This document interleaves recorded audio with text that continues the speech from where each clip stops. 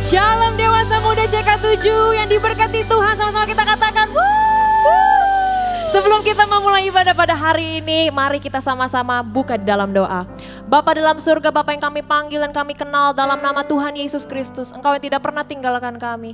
Tuhan, tutup bungkus ibadah kami dari awal, pertengahan hingga pada akhirnya.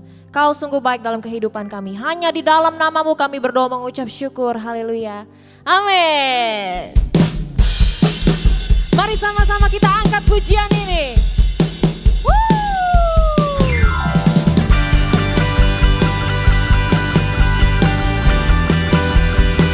There is just one name, and that name is Jesus Christ. Woo!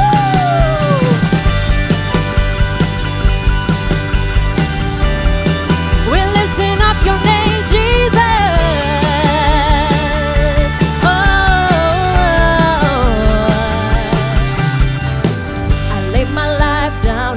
Your feet, 'cause you're the only one I need. I turn to you and you were always there. In troubled times it's you I see. I put you first, that's all I need. I humble all I am, all to you. Sing it, church, come on! One way, Jesus. You're the only one that I could live for. One way, Jesus. You're the only one that I could live for. Yeah.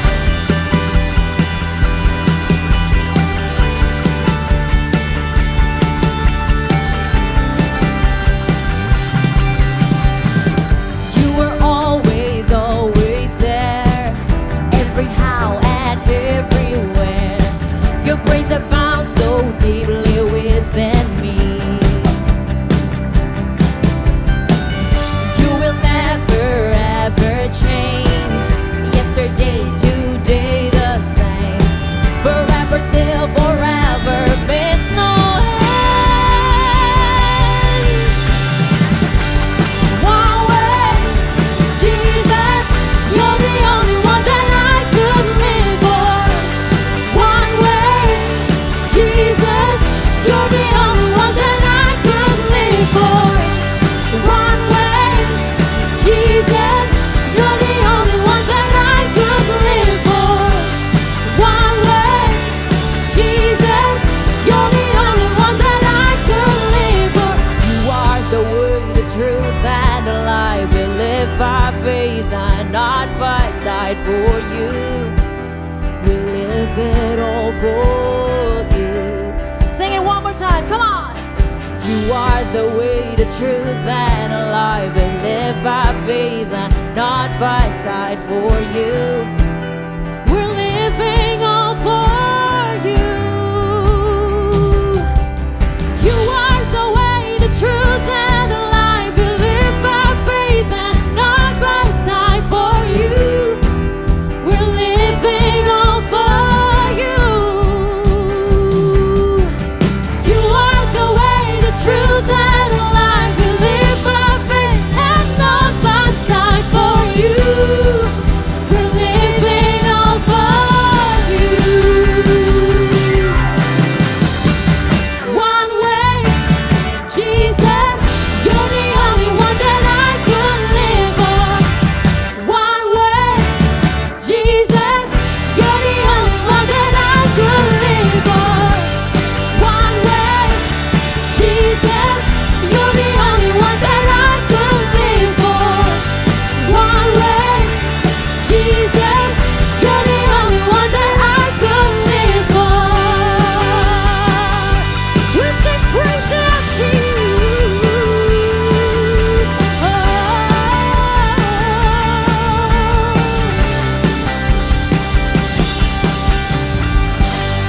Berikan kemuliaan bagi Tuhan kita.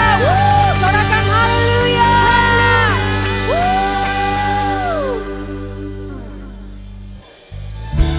Terima kasih Tuhan Yesus, terima kasih. Kau Allah kami Tuhan Yesus. Kau satu-satunya Allah kami di dalam hidup ini Tuhan. Terima kasih Bapa, terima kasih Tuhan. Kami mau persembahkan seluruh hidup kami ke dalam tangan-Mu Tuhan Yesus. Terima kasih Bapa.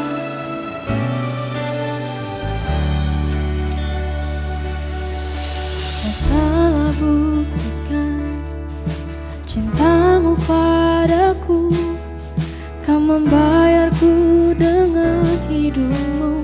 Ku bersyukur yang ada padaku, semuanya milik-Mu. Ku persembahkan seluruh hidupku di mezbah-Mu.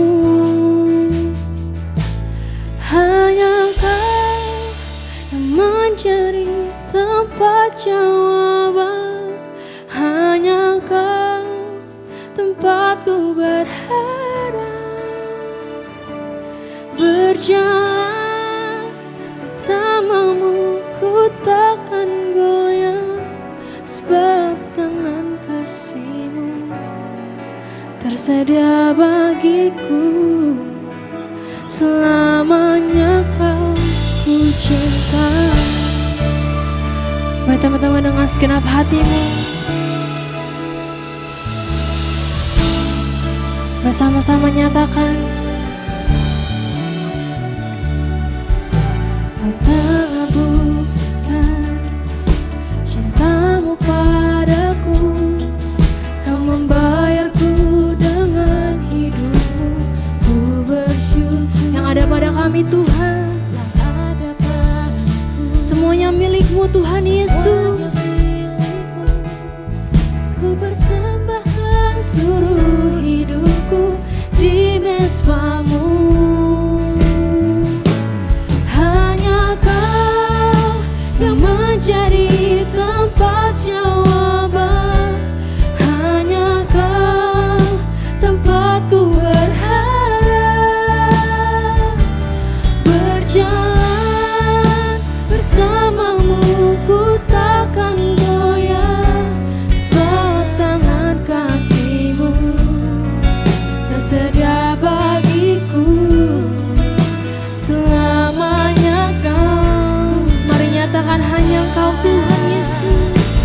Hanya Kau yang menjadi tempat jawaban, hanya Kau tempatku berharap.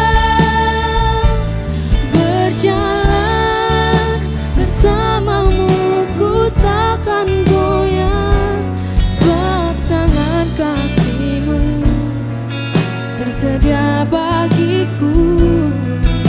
Selamanya Kau, mari lebih sungguh-sungguh lagi nyatakan, hanya Kau yang menjadi tempat jawaban, hanya Kau tempatku berharap. Berjalan bersama-Mu, ku takkan goyang, sebab tangan kasih-Mu tersedia bagiku. Selamanya Kau, mari nyatakan, hanya Kau yang menjadi tempat. Yes Tuhan, hanya Engkau satu-satunya tempat kami berharap, tempatku berharap. Berjalan bersama-Mu, ku takkan goyang, sebab tangan kasih-Mu tersedia bagiku. Selamanya Kau, mari sekali lagi nyatakan, hanya Engkau Tuhan, hanya Kau yang menjadi tempat jawaban, hanya Kau tempatku berharap. Berjalan bersama-Mu, ku takkan goyang, sebab tangan kasih-Mu tersedia bagiku. Selamanya Kau ku cinta. Dengan segenap hatimu nyatakan,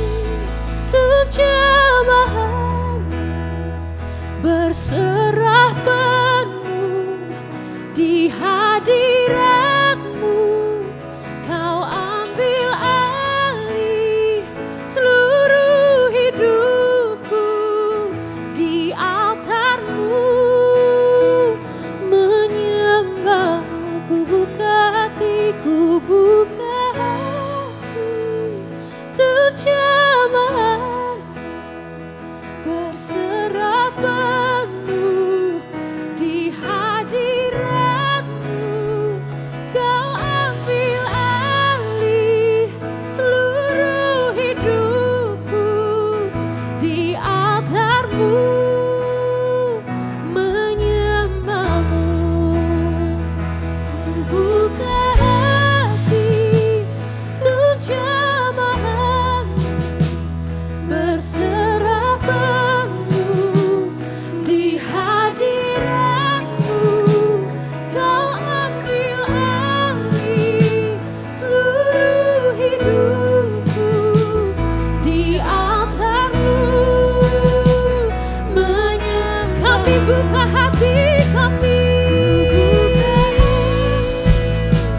untuk jemaat berserah penuh di hadirat-Mu. Kau ambil alih seluruh hidup kami, Tuhan, menyembah-Mu. Ku buka hati untuk jemaat-Mu berserah penuh di hadirat-Mu. Kau ambil alih seluruh hidupku di altar-Mu, menyembah-Mu. Ku buka hati untuk jemaat-Mu berserah penuh di hadirat-Mu. Kau ambil alih seluruh hidupku di altar-Mu, menyembah-Mu di altar-Mu, menyembah-Mu di altar-Mu,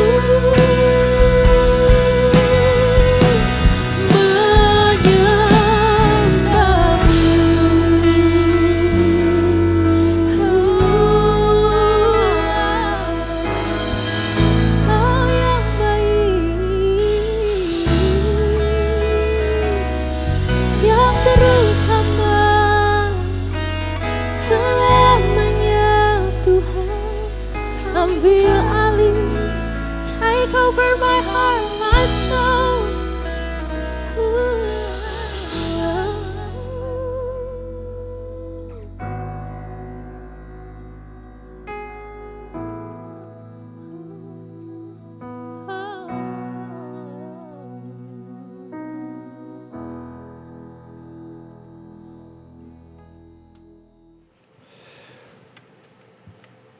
Shalom saudara semua, wah senang banget akhirnya saya bisa kembali bersama dengan Dewasa Muda di CK7. Waduh udah lama banget ya, udah kangen banget. Selama 2020 ini sampai 2021 kita nggak ketemu secara tatap muka. Tapi saya berdoa suatu saat kita nanti akan bertemu secara tatap muka. Haleluya. Oke.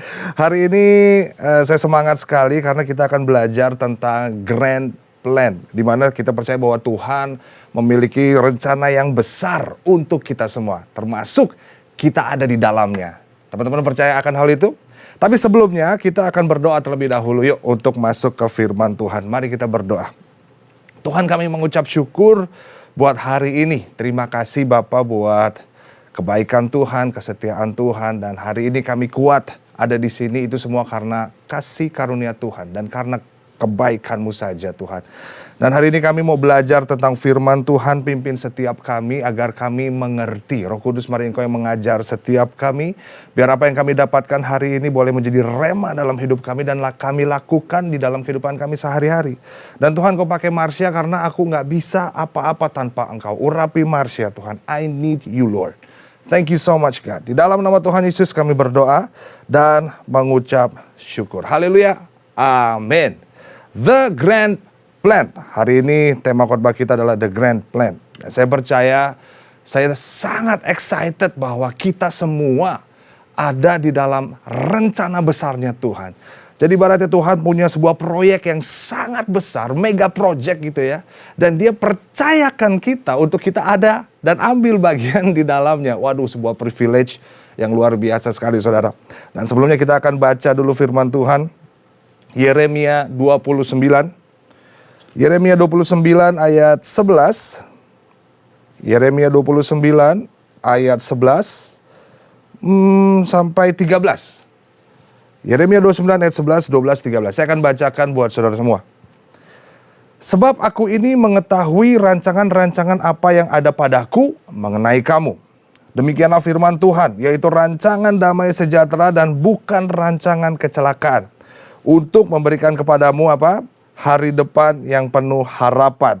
Dan apabila kamu berseru dan datang untuk berdoa kepadaku, maka aku akan mendengarkan kamu. Apabila kamu mencari aku, kamu akan menemukan aku. Apabila kamu menanyakan aku dengan segenap hati. Firman Tuhan berkata bahwa rancangan Tuhan dalam hidup kita, dia sudah mengetahui semuanya. Sebab aku ini mengetahui rancangan-rancangan apa saja yang ada padaku. Karena dia sudah punya rancangan yang besar, saudara. Dia udah punya grand plan-nya. Itu sebabnya dia berkata bahwa aku tahu rencanaku yang ada buat kamu. Artinya apa? Artinya kita kadang sok tahu ya. Kadang kita pengen punya rencana sendiri, rancangan sendiri. Padahal Tuhan sudah punya greater rancangan, greater plan di dalam hidup kita, di dalam hidup saudara, dan di dalam kehidupan saya. Dan kita tahu siapa Tuhan kita yang kita sembah. Siapa Tuhan kita yang kita layani. Dia adalah Tuhan yang gak pernah setengah-setengah saudara. Dia selalu menyelesaikan semua pekerjaannya. Bahkan di hari penciptaan juga. Pada hari ke-7 dia berhenti bekerja. Itu bukan karena dia capek. Tapi karena sudah selesai. Dan ketika Tuhan Yesus mati di kayu salib, apa yang dia katakan? Dia berkata seperti ini. It is finished.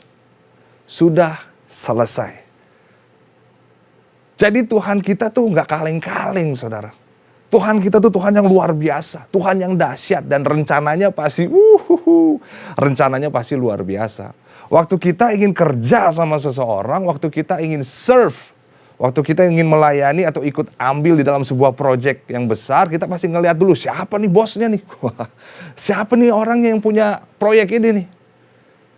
Siapa nih ibaratnya ya jenderalnya lah. Wah, yang punya proyek besar ini, kita pasti akan melihat.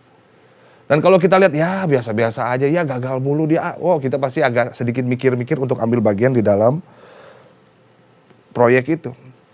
Tapi kita tahu Tuhan kita yang memiliki grand plan, project yang besar untuk dunia ini.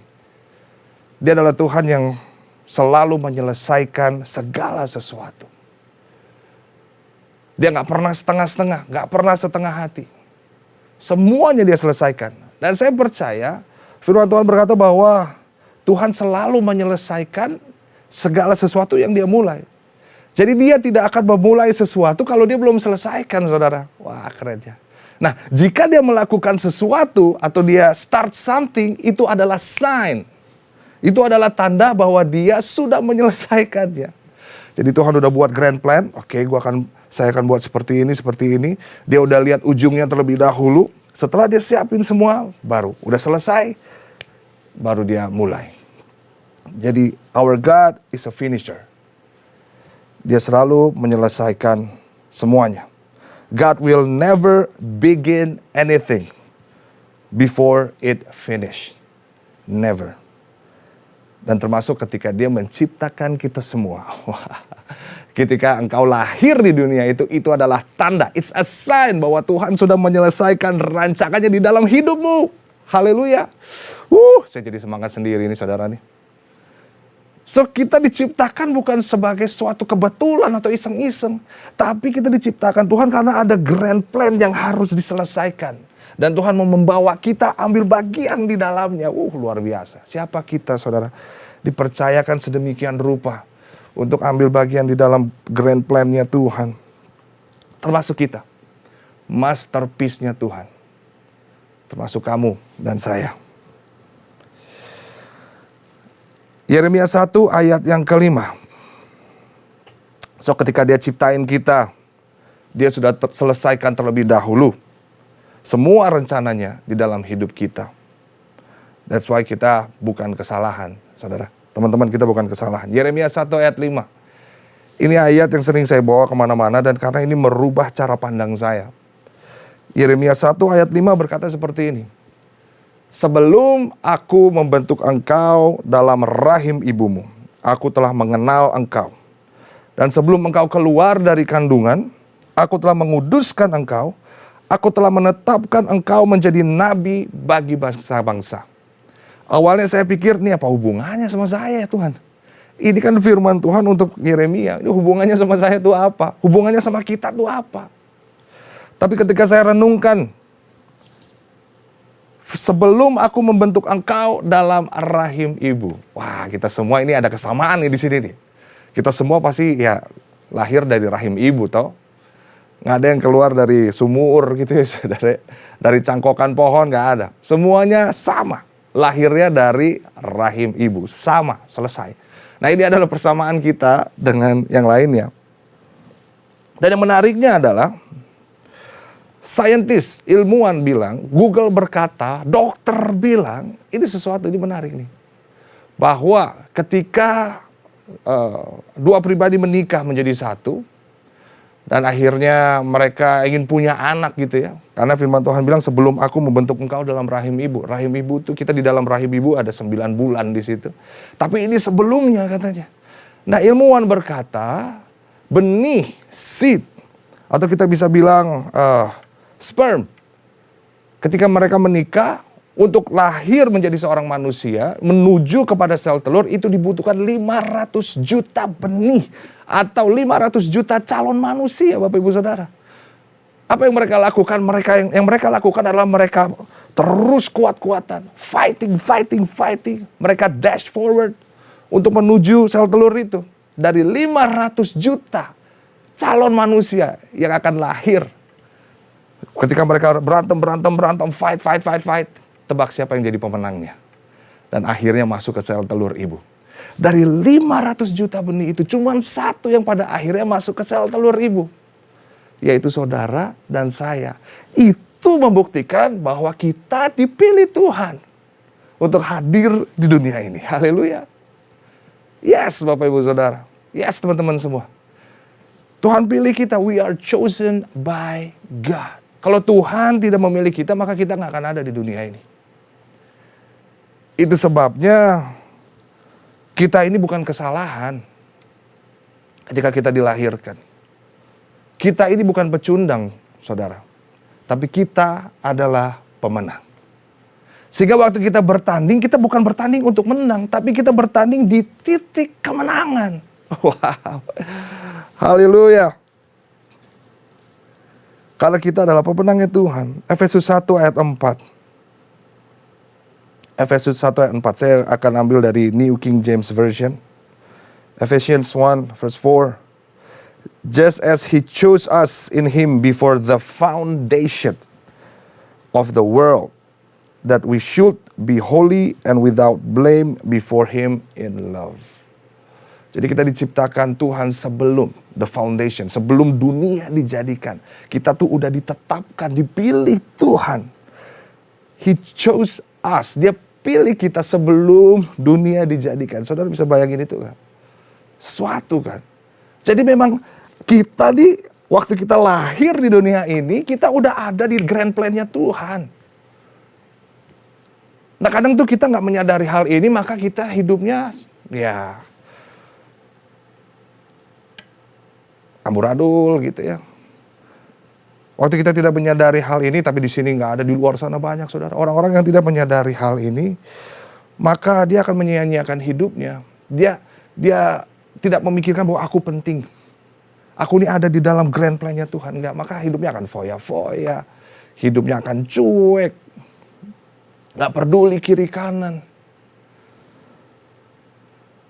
Tapi waktu kita menyadari hal ini, bahwa kita diciptakan Tuhan, kita dipilih Tuhan, justru sebelum dunia dijadikan, untuk ambil di dalam sebuah rencananya Tuhan, dan yang Ia percayakan buat kita. So kita gak akan main-main sama hidup kita, saudara. Karena ketika dia melahirkan kita di dunia ini, menciptakan kita di dunia ini, kita lahir di dunia ini, itu adalah sign bahwa sebetulnya dia ada rencana yang besar di dalam hidup kita. Sign bahwa dia sudah menyelesaikan semua rencana-rencananya di dalam hidup kita. Yesaya 55, kita agak sedikit banyak baca Alkitab ya, Bapak Ibu Saudara ya, teman-teman semua. Yesaya 55 ayat 8 sampai 9. Yesaya 55 ayat 8 sampai 9 berkata seperti ini. Yesaya 55 ayat 8 sampai 9. Sebab rancanganku bukanlah rancanganmu, dan jalanmu bukanlah jalanku. Demikianlah firman Tuhan. Seperti tingginya langit dari bumi, demikianlah tingginya jalanku dari jalanmu dan rancanganku dari rancanganmu. Sebab rancanganku bukanlah rancanganmu dan jalanmu bukanlah jalanku. Kadang tuh kita punya banyak rencana ya, tahun lalu 2020 tuh kita punya banyak rencana, banyak planning. Waduh, tapi tiba-tiba pandemi datang aja. Buyar tuh semua tuh. Resolusi lah, plans lah dan lain sebagainya. Yang kita harus lakukan adalah kita harus percaya sama rencananya Tuhan, sama rancangannya Tuhan. Karena dia Tuhan yang selalu menyelesaikan segala sesuatu. Dia bos yang luar biasa, saudara. Rancangannya beda sama kita dan jalannya beda sama kita. Dia mau supaya kita hidup di dalam rancangan itu. Supaya kita ada di situ. Makanya terkadang dia suka ngerubah rencana kita tuh. Rancangan kita udah buat, rencana kita buat, blueprint kita udah buat dalam hidup kita. Dirusak. Kadang Tuhan rusak blueprint kita. Supaya apa? Supaya cuman rencananya Tuhan yang terjadi di dalam hidup kita. Agendanya Tuhan yang terjadi di dalam hidup kita. His grand plan yang terjadi di dalam hidup kita. Karena rencananya beda nih, jalannya beda nih. Yang kita harus lakukan adalah kita percaya saja sama rencananya Tuhan. Karena rencana Tuhan pasti yang terbaik dalam hidup kita. Haleluya. Haleluya. Rencana Tuhan pasti yang terbaik dalam hidup kita, saudara. Bahkan gapnya jauh banget. Yang tadi ayatnya juga bilang tuh. Seperti tingginya langit dari bumi. Yang Yesaya 55 tadi ayat 9. Seperti tingginya langit dari bumi, demikianlah tingginya apa? Jalanku dari jalanmu dan rancanganku dari rancanganmu. Tingginya bumi dan langit, jauh banget. Sekarang teman-teman pilih, kalau ada orang mau ngasih nih, misalnya, teman-teman pilih mana? Ada mobil pick up sama mobil Ferrari. Jangan Ferrari deh, McLaren. Pilih mana? Nih, kamu mau ambil, terserah mau yang mana. Atau mungkin teman-teman, karena saya jiwanya untuk menjangkau jiwa-jiwa, saya mau ambil pick up. Waduh, saya percaya pasti pada pilih Ferrari. Karena jauh banget bedanya. Dari harga beda, kekuatan beda, jauh banget. Jauh. Pilih mana? Motor bebek atau Harley Davidson? Pasti pilih Harley Davidson, orang jauh banget gapnya. Tapi terkadang kita tuh memaksakan rencana kita. Aku tuh pengennya mobil pick up ini yang terbaik buat aku Tuhan. Motor bebek ini yang terbaik buat aku Tuhan. Padahal Tuhan mau kasih jauh lebih baik. Tuhan mau kasih Ferrari lah, McLaren, Tuhan mau kasih Harley Davidson lah. Karena dia tahu rencana yang terbaik di dalam hidup kita. So percayakan semua agendamu kepada Tuhan. Haleluya. Dan kadang rencana Tuhan itu sesuatu yang kita tidak ingin sebetulnya. Tapi kita percayakan itu Bapak Ibu Saudara. Teman-teman semua.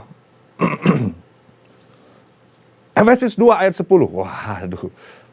Efesus 2 ayat 10. Saya akan bacakannya buat teman-teman semua. Karena kita ini buatan Allah diciptakan dalam Kristus Yesus untuk melakukan pekerjaan baik yang dipersiapkan Allah sebelumnya. Ia mau supaya kita hidup di dalamnya.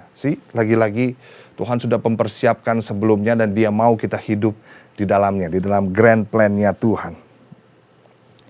Dan saya mau bacain sebuah kisah ketika Paulus nulis sesuatu, ketika Paulus memberikan pesan buat muridnya itu Timotius sebelum Paulus mati.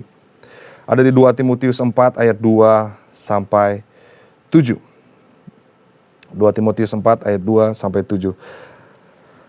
2 Timotius 4 ayat 2 sampai 7. Paulus berkata seperti ini. Beritakanlah firman, siap sedialah baik atau tidak baik waktunya.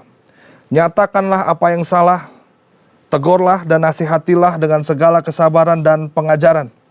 Karena akan datang waktunya orang tidak dapat lagi menerima ajaran sehat, tetapi mereka akan mengumpulkan guru-guru menurut kehendaknya untuk memuaskan keinginan telinganya. Mereka akan memalingkan telinganya dari kebenaran dan membukanya bagi dongeng. Tetapi kuasailah dirimu dalam segala hal. Sabarlah menderita, lakukanlah pekerjaan pemberitaan Injil, dan tunaikanlah tugas pelayananmu. Mengenai diriku, darahku sudah mulai dicurahkan sebagai persembahan, dan saat kematianku sudah dekat.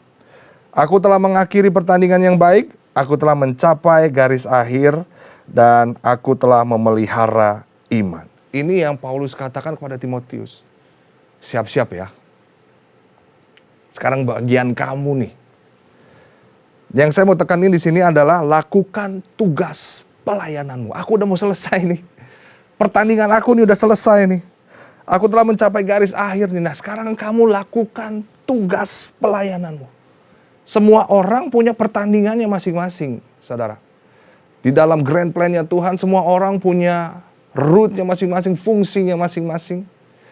Dan Tuhan tempatkan kita di posisi-posisi yang Dia mau. Semua orang punya path-nya sendiri, pertandingannya sendiri. Pertanyaannya adalah kita mau atau tidak menyelesaikan pertandingan yang sudah ditentukan buat kita. Dan kembali lagi, pertandingan kita bukan untuk mencari kemenangan, tapi untuk menjalani kemenangan itu. Karena kita berada di titik kemenangan ketika kita lahir. Lakukan tugas pelayananmu. Apapun yang kamu lakukan saat ini. Mungkin mimbar kita berbeda. Mimbar saya ada di mimbar gereja. Mungkin mimbar Anda adalah pilot, businessman, entrepreneur. Wah, sedap. Atau yang lainnya. Lakukan tugas pelayananmu. Beritakan Injil dimanapun kamu berada. Jalankan amanat agung dimanapun kamu berada. Jika engkau jadi dokter, jadilah dokter yang memuridkan. Menjadi bisnismen, jadilah bisnismen yang memuridkan. Menjadi worship leader, jadilah worship leader yang bukan hanya ada di stage, tapi worship leader yang memuridkan. Asyir yang memuridkan. Media yang memuridkan. Drummer yang memuridkan. Jalani panggilan kita, karena itu bukan tugas gembala saja. Itu tugas kita semua. Di dalam pertandingan ini, lakukan tugas pelayananmu. Beritakan firman Tuhan dimanapun Tuhan tempatkan di dalam pelayananmu. Pelayananku itu pekerjaanku, Kak. Ya udah. Apa yang kamu lakukan dalam pekerjaanmu? Selain do the best, ya apakah kamu memberitakan Injil juga di situ dengan hidupmu, perilakumu dan lain sebagainya. Lakukan tugas pelayananmu. Dan kamu dipanggil, kita semua dipanggil untuk menyelesaikan tugas kita. Karena bos kita, Tuhan kita sudah memberikan contoh terlebih dahulu. Dia menyelesaikan segala sesuatunya. Dan Dia percayakan itu sama kita. Makanya ketika manusia ngaco, Tuhan Yesus turun ke dunia mati di kayu salib dan menggantikan semua kesalahan kita, dosa-dosa kita. Supaya kita kembali dibenarkan, kita dikuduskan. Dan kita dilayakkan untuk melayani Dia. Terus melayani Dia. Dan kita dipanggil untuk sebuah mega project. Dan ini waktunya, waktu kita, teman-teman. Pandemik ini iblis pikir dia menang karena kita tidak bisa gereja di dalam sebuah gedung atau apa. Ternyata dia salah. Justru gereja semakin kuat. Kita bisa pakai kendaraan yang baru, yaitu dunia digital dan lain sebagainya. Dan ini waktunya kita, tugas kita untuk melakukan pertandingan itu. Tongkat estafet itu ada di kita, teman-teman. Untuk jalani grand plan-nya Tuhan. Satu hal yang menarik. Ini sangat menarik. Kita buka Ibrani. Ini ayat terakhir. Wah, kalau terakhir saudara senang ya, teman-teman senang ya. Yang lemah dikuatkan. Yang lesu dibangkitkan. Waduh, haleluya. Ibrani 11. Ibrani pasal yang ke-11. Kita akan baca. Ini Ibrani 11 ini ngetop banget. Karena ini perikopnya aja ngomong tentang saksi-saksi iman. Tapi kita akan baca nanti ayat 39 sampai 40. Tapi kalau teman-teman baca di perikop ini ya, ini ngomong tentang Hall of Fame, tentang faith. Jadi ini pahlawan-pahlawan iman, saksi-saksi iman. Dan kalau teman-teman baca dari ayat pertama, ini ngomong tentang tokoh-tokoh yang sangat memberkati lewat imannya. Imannya kayaknya keren banget, besar banget. Saya kasih contoh, teman-teman gak perlu baca. Misalnya, karena Habel telah mempersembahkan kepada Allah dan segala macam. Karena iman, Henok terangkat. Karena iman, Habel. Nah, karena iman, maka Nuh. Wah, semuanya karena iman nih. Karena iman, Abraham. Itu dari ayat 1, 2, 3, 4, 5, 6, 7, 8. Semua ngomong karena iman, karena iman, karena iman. Dan kalau kita lihat keren-keren banget. Karena iman, Sarah, karena iman, dan lain sebagainya. Ini banyak sekali Hall of Fame. Karena iman maka Ishak, karena iman maka Yakub, karena iman maka Yusuf, karena iman maka Musa. Waduh, ini sih kalau ngomong iman mereka sih parah sih. Imannya Musa membelah lautan, wih sadis. Teman-teman pernah coba ke Ancol gitu? Angkat tongkat gitu, untuk belah Ancol. Iman mereka, sesuatu teman-teman. Kalau kita lihat, waduh keren-keren banget imannya. Tapi yang menarik adalah di ayat 39 sampai 40 ini. Nah, saya akan ajak teman-teman semua untuk baca di ayat 39 dan 40 ini. Ini sesuatu hal yang menarik nih. Ibrani 11 ayat 39. Ibrani 11 ayat 39. Dia berkata seperti ini. Dan mereka semua, artinya semua pahlawan-pahlawan iman ini. Dan mereka semua apa? Tidak memperoleh apa yang dijanjikan itu. Sadis ya teman-teman. Sekalipun iman mereka telah memberikan kepada mereka suatu kesaksian yang baik. Di sini saya merenung nih. Iman udah sekeren itu kok. Tapi firman Tuhan bilang mereka semua tidak memperoleh apa yang dijanjikan. Padahal udah keren banget. Belah lautan lah. Yang mandul akhirnya punya anak lah. Dan lain sebagainya. Imannya udah keren-keren banget, tapi firman Tuhan kok bilang, aduh, kok mereka tidak memperoleh apa yang dijanjikan ya. Menarik ya saudara ya. Kalau dibandingkan kita lah, aduh apalah kita. Butiran debu. Remahan wafer. Kenapa mereka tidak memperolehnya? Ayat 40. Nah ini yang membuat saya kaget. Dan merubah cara saya hidup. Ayat 40 bilang seperti ini. Sebab Allah telah menyediakan sesuatu yang lebih baik bagi siapa? Kita. Hah? Dari mereka, ngomongin mereka, iman. Kok ayat terakhir bilang tentang kita? Apa hubungannya? Orang lagi ngomongin semua yang pahlawan iman kok, saksi iman. Ini ngomong mereka tidak memperoleh. Kok ujung-ujungnya ke kita? Apakah gara-gara kita gitu? Nah kita baca ya. Sebab Allah telah menyediakan sesuatu yang lebih baik bagi kita. Tanpa kita. Garis bawah itu teman-teman. Tanpa kita. Mereka tidak dapat sampai kepada kesempurnaan. Wow. Sekarang estafetnya ada di kita. Mereka udah selesaikan pertandingan nih. Udah. Dan mereka lagi menanti kita dan support. Ayo kamu bisa. Sekarang giliran kamu. Kita adalah pelari terakhir, teman-teman. Untuk grand plan-nya Tuhan ini tergenapi. Kamu ambil bagian penting di situ.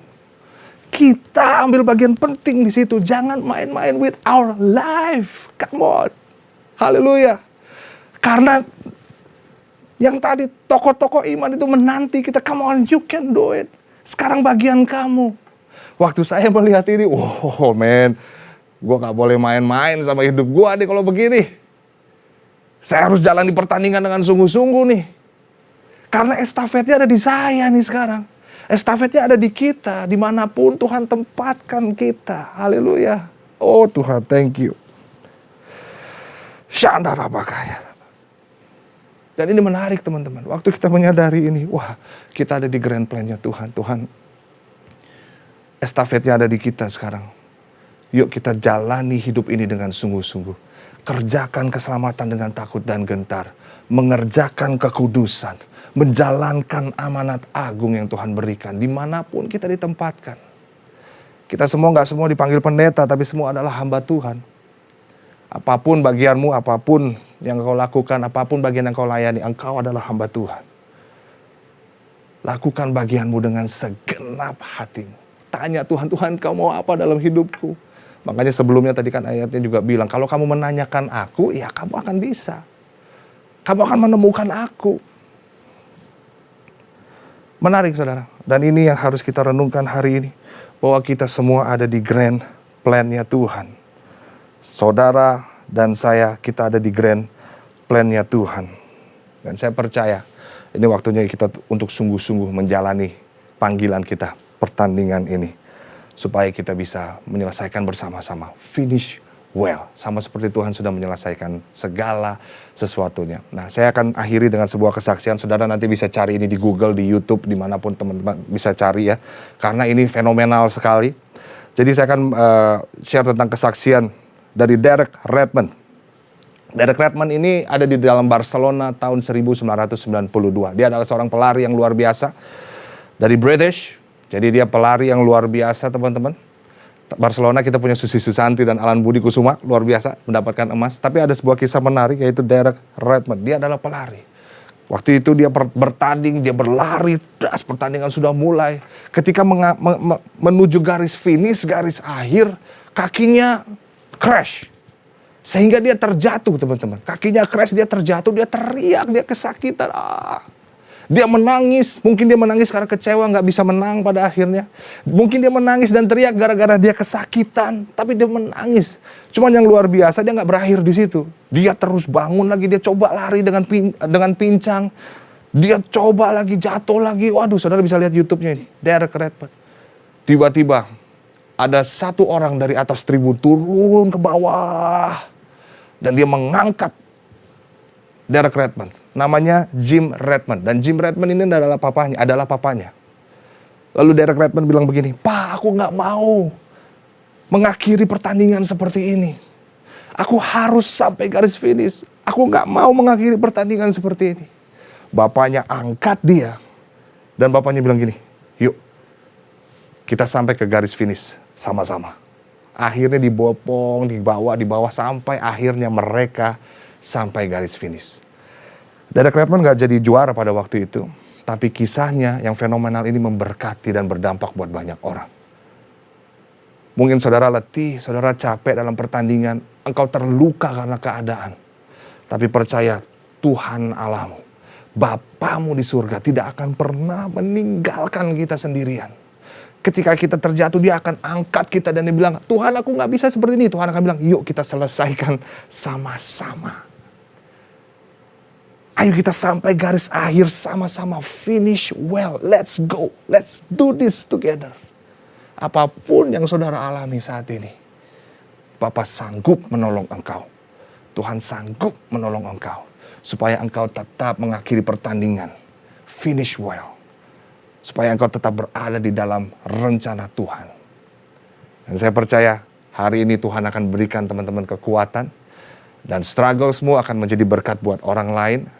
Dan kau akan bersaksi bagaimana Tuhan membawa kita keluar dari masa-masa sulit kita.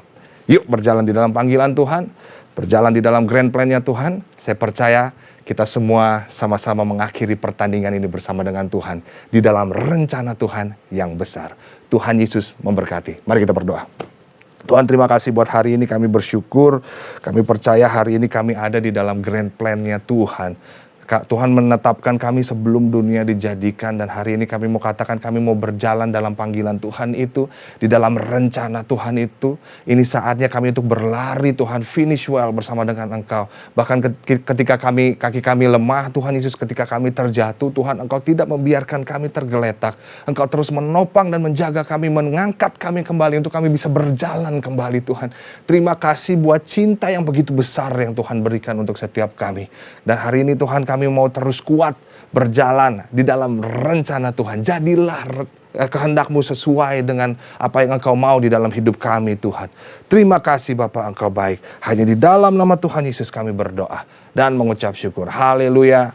Amin. God bless you guys. Tuhan Yesus memberkati.